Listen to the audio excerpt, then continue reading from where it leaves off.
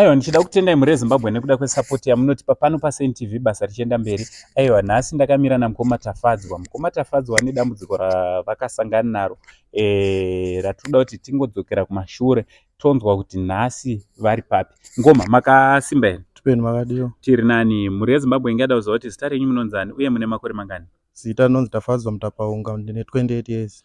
Alright, mukoma Tafadzwa. Patikasangana nemi manga muchangobva kuviga mudzimai wenyu, handiti? Ndizvozvo. Apa mane nguva yakareba sei? Mane weeks mangani mashayikirwa nemudzimai? Ane 3 weeks. 3 weeks mashayikirwa nemudzimai. Okay. So mungada kuti dzorera mashure, timbodzokera kumashure. Mudzimai wenyu akarwara kwenguva yakareba sei achizoshayika? Akaita 4 months.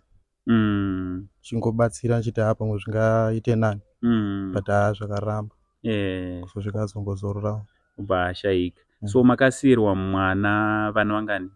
Ndakasiyirwa mwana 1. Alright. Anonzani? Anonzi Tanya. Akura sei mwana?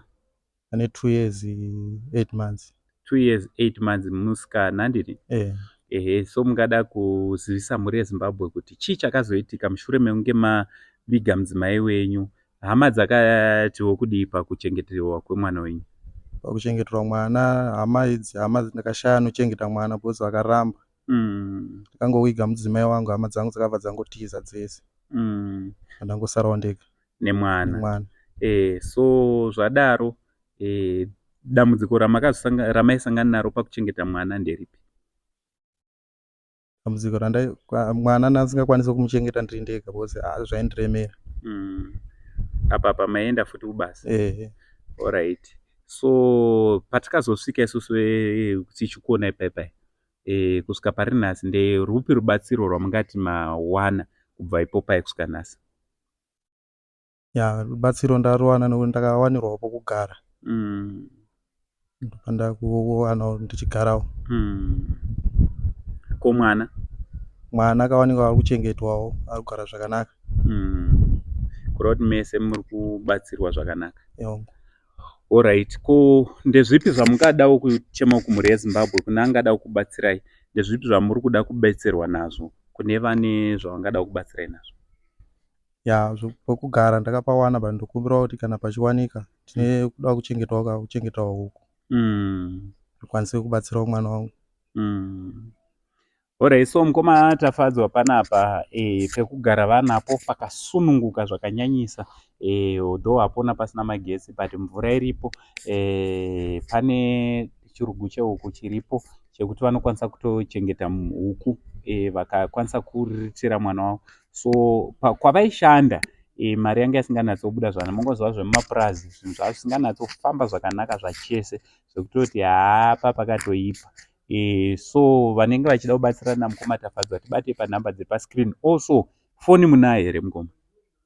Foni handisati ndanayo. Kune vanoda kupawo mukoma Tafadzwa kana kambudzi foni chaiko chaiko, makasununguka vabata movapawo foni. Iyo zvino vari around Harare, so munokwanisa kunge muri munovabata kundibata, and then toita kuti munge muri munosangana navo. Kana vane foni mune muchingovabata direct. Mukoma Tafadzwa, tiri ipapo, kune vachada kubatsira, vachabatsirana nemi, ndezvipi zvamungada kutaurawo kune vanoda vachabatsirana nemi? Ndotenda vanenge vangondibatsirawo, ndinofara singaiti. Handiti? So vese vanoda kubatsirana namukoma Tafadzwa kuti vave neproject yekuchengeta huku, makasununguka kuti bata panhamba dziri pascreen kuti mujaya achengetewo mwana wake. Zvakaoma kuva mubereki wobva washaya futi mari yekuriritira mwana mudiki 2 years 8 months. Tiri kubatsirana navo, but zvinoda kuti ivo semuridzi wemwana vange vari vanobatsirana, tinge tiri tinobatsirana kuchengeta mwana, vachizvishandira, vachiona kuti mwana adyei, ararama sei, zvichifamba zvakanaka.